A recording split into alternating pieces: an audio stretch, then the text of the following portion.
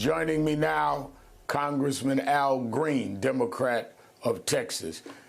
Congressman, just moments ago, four of your colleagues, Congressman Jerry Nadler, Adam Smith, Mark Takano, and Joe Morrell, brought the total to 9 House Democrats publicly calling for the president to step aside.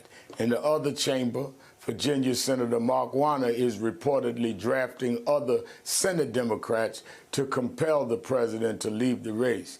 Now, you've also had the first Democratic governor to publicly express doubts about Biden's candidacy. The governor of Massachusetts are concerned, even as some polls have Biden closing the gap with Trump in swing states.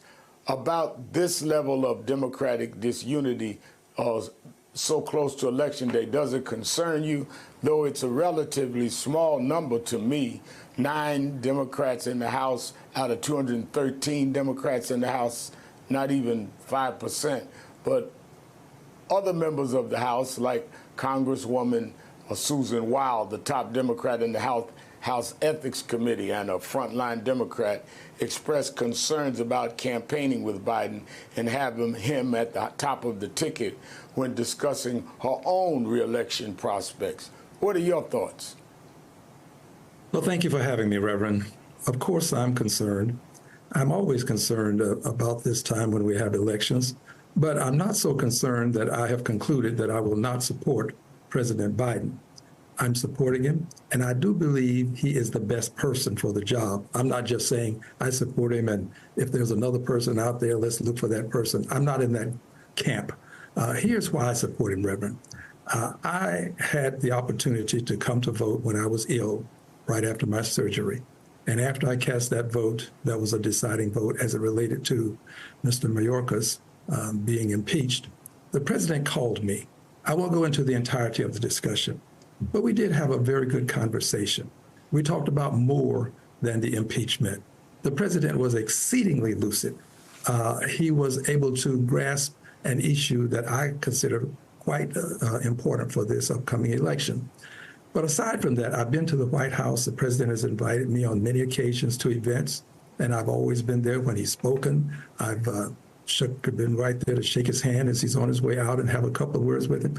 So I'm pleased with what I've seen. But aside from that, Reverend, this election is going to be about the candidates, but it's about what they stand for. President Biden stands for democracy. He stands for liberty and justice for all. He stands for government of the people, by the people, for the people. He stands for honesty. He stands for truth. On the other hand, the other candidate, he stands for autocracy, kleptocracy. He stands for the notion that you can have persons assault the Capitol, yes, but really assault democracy that day because they were trying to prevent the peaceful transfer of power. He stands for that event, and he has indicated that he is going to give them consideration. So it's about the candidates, but it's really about what they stand for. And I would just add what they have done. President Biden had the know-how to get Vice President Harris on the ticket and win. Now, I also push on the fact that the opposition candidate, in this case Donald Trump, has also acted in many ways that you're describing, in my opinion. And I've had many meetings with President Biden, both privately and with groups. He's always seemed lucid to me.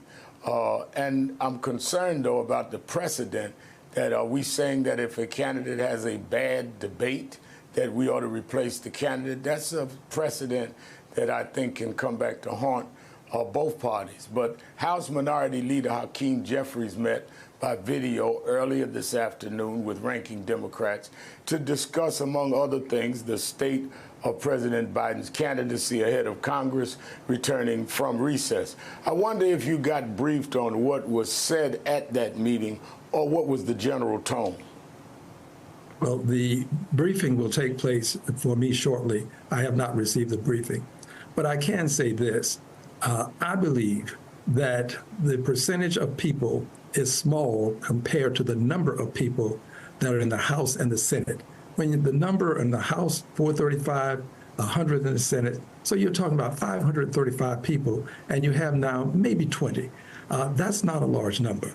And I believe that all of these people, maybe there might be an exception, but if President Biden stays in, they're all going to say, I'm voting for Biden. I don't believe any of them will indicate that they will vote for someone other than Biden. Could be wrong, but I doubt that I am. And I would add this, I wanted to say this. He had the know-how to get the infrastructure bill passed, bipartisan infrastructure bill, $1.2 trillion. He had the courage to take on those who would say that it wasn't time to have a Ketanji Brown Jackson on the Supreme Court, and he got her there. I would say to people of color, you can look at his history and his record, and you can see that there's a good rationale supporting him. And it also is an indication of what he will do in the future.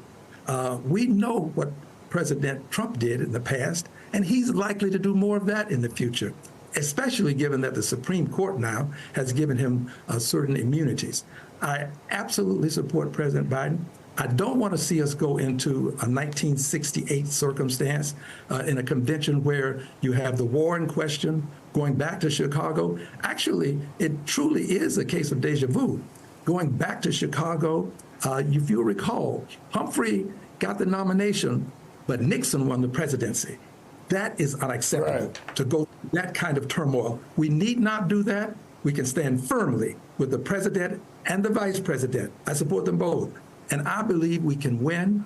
I'm not sure we can win if we go through that convention. In fact, if I had to prognosticate, I'd say we would not win if we go back to a convention such as we went through in 60.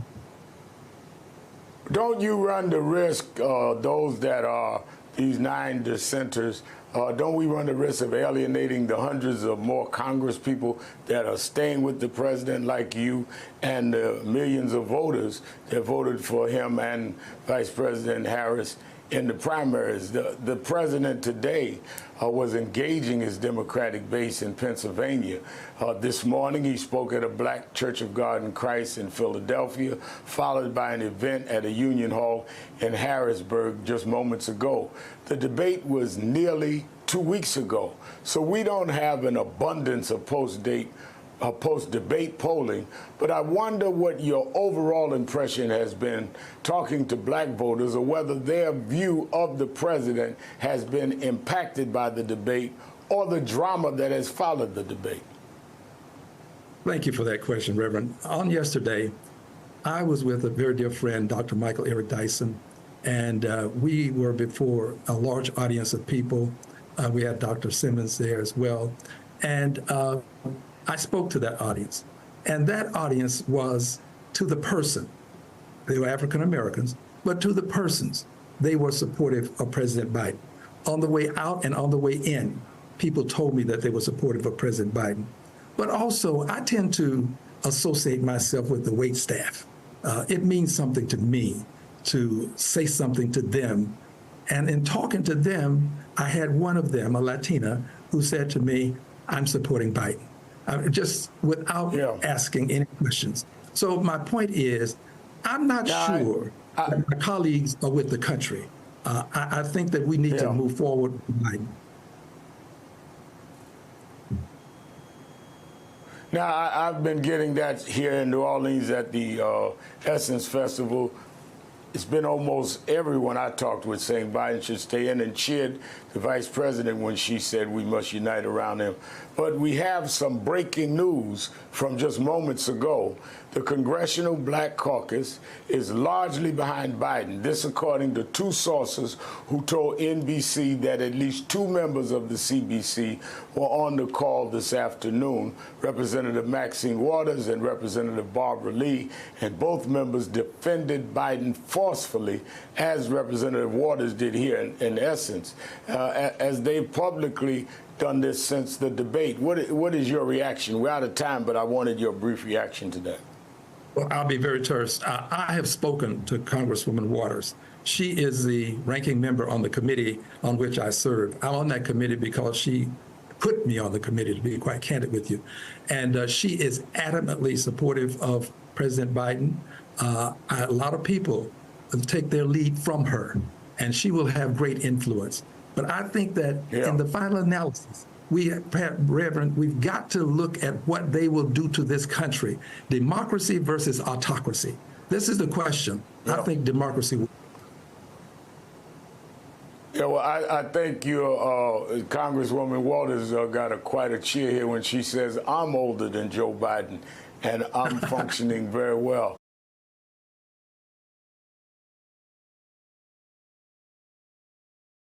Hey there, MSNBC fans. I'm Luke Russert, and be sure to join me, Rachel Maddow, Jen Psaki, Lawrence O'Donnell, Steve Kornacki, Joy Reid, and many more September 7th in Brooklyn, MSNBC Live Democracy 2024. Click on the link for ticket information.